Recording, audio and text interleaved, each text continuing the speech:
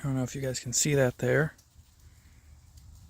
A little grub moving around. I've already damaged it, so it's probably going to die, but I've had a couple major outbreaks here in the garden, unfortunately. My raspberries and thimbleberries got hit pretty hard with the cane borers, and I just did a bunch of pruning back on my thimbleberries because some of them survived. Thimbleberries are a bit hardier in how well they can survive the cane borers, but my raspberries got hit really bad. I had to chop out a lot of them. And these guys, they've been doing decent, but a couple of them on the outskirts, so right here, there was one in the front that I pulled out like maybe a week or two ago. There's this one here that's wilting. You can see that right there. I just watered these guys last night, so it's not like the roots are dried up. So I've been trying to do some research, and what's going on right here? This stem here's gotten chewed in through. I don't know if you can see that. I don't know what causes that on the stems. That's something I'm gonna have to look into. But I just pulled out this crown here, and there was a bunch of larvae digging through it. I don't know if they come into the ground or if the adults burrow holes in the crowns and lay eggs, but it's this, the internet said it's a root weevil, a crown weevil or something. And so I got to go through here and probably cull a bunch of my strawberry crowns, which is unfortunate because we had such a good harvest this last spring. I was hoping to get an even bigger one coming up next year, but looks like I'm gonna have to rip a bunch of these out and then try to research how to keep those guys from showing up, because as far as I know, I don't know how you keep flies from showing up and laying eggs. It's not. I don't think it's really possible to stop that in this situation. But I just thought I'd share some progress with you guys on what's going on here, and recommend if you're getting any sudden leaf wilt and just systemic death in an individual plant, you might want to do some investigating here. I'm probably gonna pull out these ones, that guy, I think a couple over there, one or two up front here as well, maybe. My other varieties seem to be doing great. They haven't been affected by this, but these guys seem to have been hit pretty hard. So just thought I'd share that with you. All right, another quick video here. I'm probably noticed since the last video I've chopped out quite a few. I got a bucket full here, and I'm just trying to find which ones have been infected, which ones haven't, and just kind of see how I need to monitor these guys. Something that I've noticed is that if you go and you dig down in the roots, I don't know if you can see it anymore, but you can kind of tell whether or not they've been infected, because you'll see these little pellets, almost these little kind of dark, they almost look like soil, but they have a little bit of a red tinge to them, and they look like little pellets, and that's the excrement of the worms, the larvae, whatever they are, the weevils. And so I've been going through and I've been checking all the ones that look like they may have been infected, and if I see anything, I'm pulling them out. And what I've been doing is I've actually been separating them out, splitting them up, and trying to find any of the uninfected, undamaged crowns, and I've got them in this bucket of water here. Once I'm done culling through everything, I'm going to see what I need to do about trying to keep these guys on life support so I can either repopulate or move them to another location, because I don't know if this is going to be a reoccurring issue where the adult insects, I assume they fly, how they got here, whether or not they're going to come back again, or if it's going to be a permanent in this location issue that I just can't grow strawberries here at all anymore. I also have no idea. I was reading online. I don't know if this is something that happened just this year, or if it's something that started last year and just the symptoms didn't show up because they weren't big enough yet. Because it's possible that they've been here for at least a year already, and I just didn't know about it. I mean, this row here and this row here specifically, I grew in pots, but the fact that they're also in this row here kind of suggests to me that this is a bit more of a recent issue. And I think one of the symptoms, early symptoms that I'm noticing is that I think the ones that are trying to produce fruit, these are summer bearing, and it's fall right now. They should not be producing fruit. I think that this is a symptom where the plant is emergency trying to produce fruit because it knows that it's out the door, about to die. It's like a survival tactic.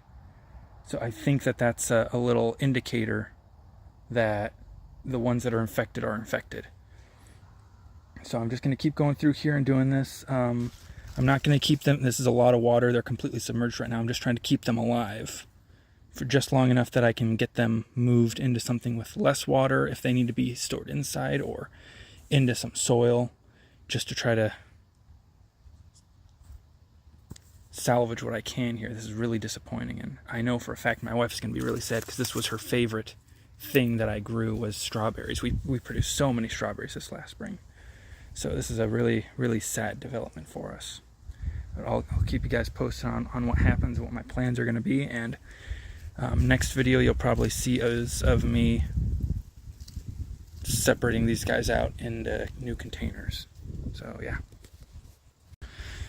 Alright, last video I'm going to do in the dirt, I promise this time. I just want to show you guys, this right here was one of the original, you can see the whole root system is completely intact. The whole crown network started like right about here. You got big branches coming through up to all these guys, and you can probably see that those brown or sort of reddish brown dots, that's all that excrement I was telling you guys about. So it was looking good when I first started coming around on the outside of these ones. When they were up like this, they were looking pretty good, pretty healthy. But then I got to this side and I could see, yeah, it's pretty bad. What it looks like these guys do is, like I said, I don't know how they get into the plant network. I assume maybe a fly lands, lays.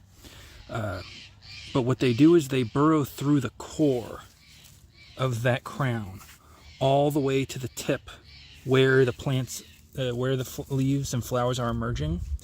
And these guys, the way that strawberries grow is they kind of grow with like a slowly evolving, kind of like a rose flower, where the rose, when the rosebud opens, it slowly releases more and more petals from the center, and they just kind of open out.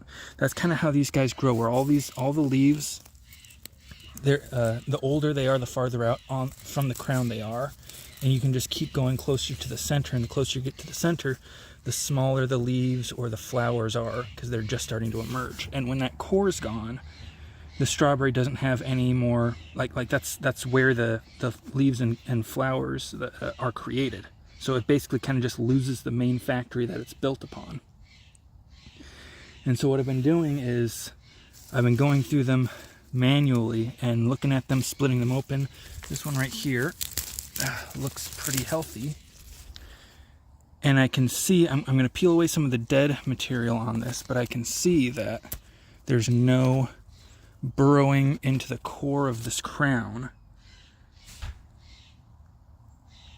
And it has roots on it. And so because of those two things, it has no damage to that core, or I've cut off all the damage because it didn't make it through to the heart where the leaves are being made. And it has roots on it. I'm keeping them. And I've probably got like 50 plus in here now. And I'm just going to try to propagate as many of them as I can, because I'm on a bit of a timetable here with fall just starting. I need to get these guys in the ground and established before winter hits, so they can live over the course of winter in the ground. And hopefully, maybe, I'll get some fruits off them come spring. But as you can see, I've gotten rid of most of these guys. These guys look mostly okay. They've also got some runners on them, so I'm going to leave them. That guy's okay. Those ones there are okay.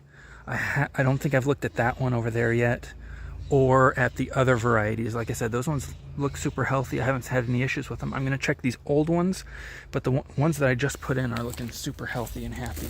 So I'm not going to bother looking at these guys because I'm pretty confident that they're just fine over there. But yes, next video I upload will be me working on these guys, getting them set up for you, and then in the future, maybe when I go to plant them out and see how many survive. Alright, so my hands are wet, so I'm trying to be careful with how I handle my phone. Crash course, same thing we did last time. I've got, I actually pulled out one of those ever-bearing, and I managed, one of them was infected, so I managed to get 4 uninfected crowns. And I'm going to be doing the exact same thing I did last time with those. I got 4 containers right there that I'm going to start up. Since I have so many of these guys, these summer-bearing ones, I'm going with, this is going to be a bit of a cruder approach, just mass propagation. I've got them planted up real close to each other. They got no roots. And I'm probably going to be having to water this every single day, either before I go to work or as soon as I get home. And I'm going to keep them down here in the shade where that grapevine is, just to try to keep the heat and the direct sun off them until they can grow some roots. I can show you just a couple of these guys. So they've got 90% of the crowns are cut away, and that one there doesn't have any roots on it, it doesn't look like.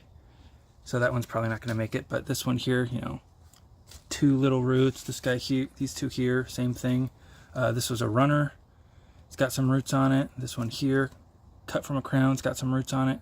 And I'm just putting them in super thick together, super dense planting.